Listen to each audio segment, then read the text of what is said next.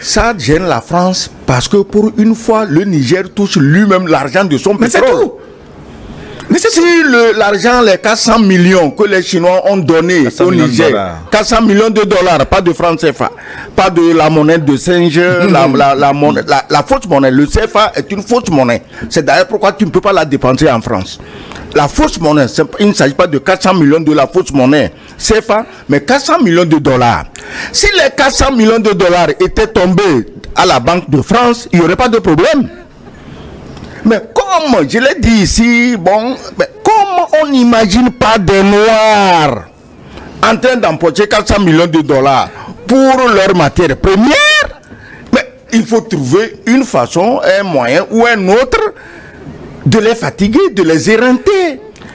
C'est tout, il n'y a rien. Attends, il faut faire attention. La première question que tu avais posée, pourquoi le pipeline? Mais il faudrait qu'un jour, ici à l'émission, vous montriez les images du pipeline. Il faut que les gens comprennent que ce n'est pas un tuyau d'arrosage qu'on a jeté dans le jardin.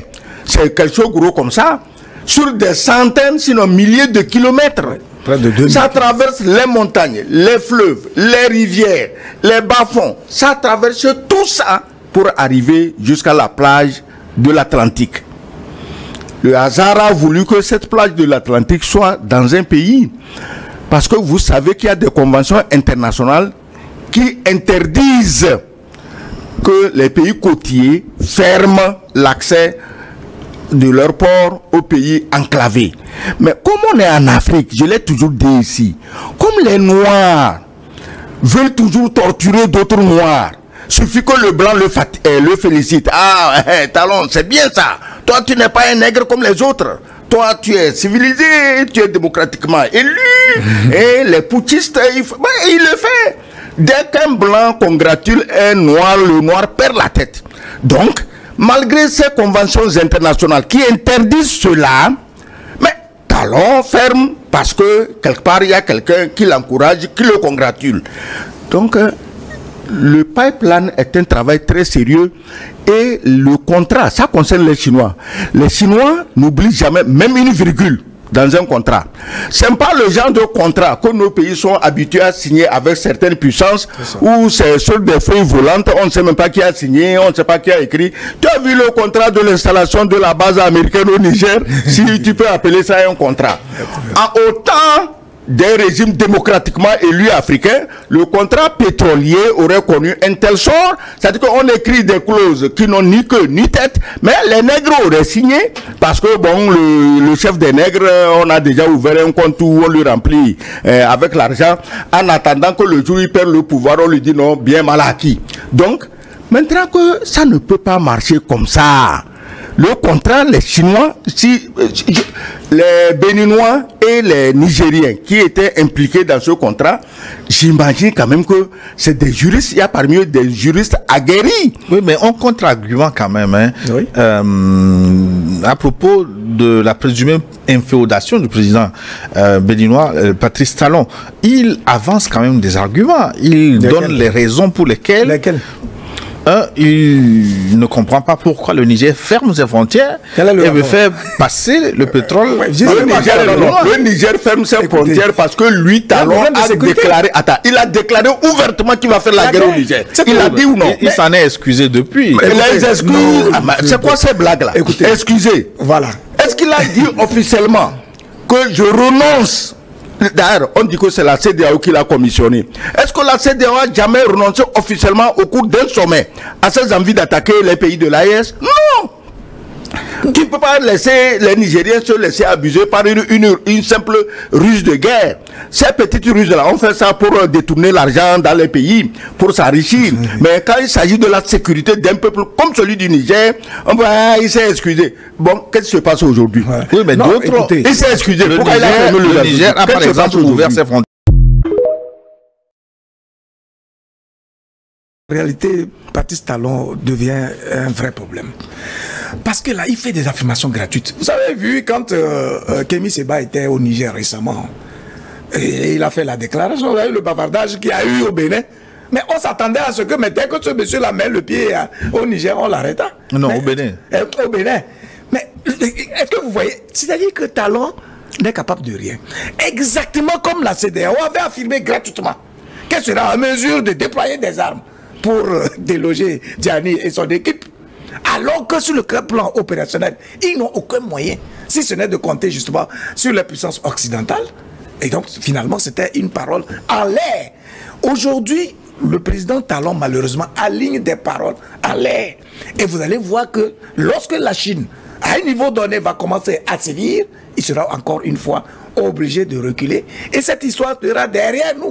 Vous voyez? Et donc, c'est pour dire, c'est vrai, au départ, l'ambassadeur semblait le disculper, jusqu'à avoir pitié de lui. Mais quoi qu'on dise, qu'il soit manipulé ou non, il répond au nom d'un peuple.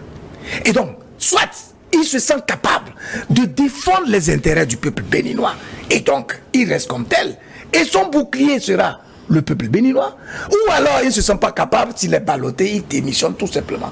On ne peut lui trouver aucune excuse, quel que soit le niveau de manipulation ou de tiraillement dont il fait l'objet, justement parce qu'il ne doit de compte qu'à son peuple.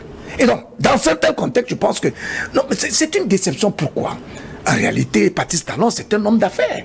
Et quand il est venu au pouvoir, vu cette déclaration de départ, sa posture, son allure, son parcours, on s'est dit, mais s'il transpose ses réflexes d'homme d'affaires dans la gestion du pays, il va réussir à faire du pays un pays émergent, parce que justement, c'est la culture de résultat qui compte dans le monde des affaires.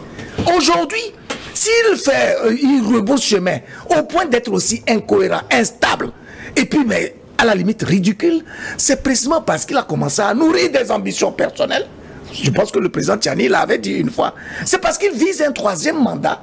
Et de ce fait, il est obligé de s'allier à des ennemis du peuple béninois, parce qu'il sait que l'opinion béninoise ne va jamais accepter le principe pour lui de s'inscrire dans une perspective de règne au Bénin. Donc, dans un tel contexte, il n'est plus là pour sauvegarder, préserver et amplifier les intérêts du peuple nigérien, mais il est là pour mettre en œuvre son agenda personnel qui lui permettra justement d'utiliser le pouvoir comme un bouclier le permettant d'être là et de se protéger à vie. En 1 minute chacun. Oui. Alors, que va-t-il se passer? Comment envisager un chemin de sortie de crise? Les Nigériens, avant de prendre cette antenne, sont toujours en détention, ne sont pas encore libérés. Le Niger veut couper ou a déjà même coupé le robinet. Le pétrole ne va plus couler. Comment cette situation peut, on va dire, quel schéma de sortie de crise? 30 minutes chacun pour... Talon étant disqualifié de 30 secondes. Étant disqualifié de haut en bas, qu'il fasse appel à des médiateurs. Et il en a plein chez lui là-bas. C'est d'ailleurs le pays qui a le plus d'anciens présidents, avec, je crois, le Ghana, d'anciens présidents vivants. On peut faire appel même aux Ghanéens, aux Nigérians. Et puis, bon, écoutez, venez, on va régler ça. Mais comment il s'agit de piéger le Niger pour lui déclarer la guerre, parce que les autres ont déjà amassé, et les soldats, et les terroristes, et l'armement à la frontière.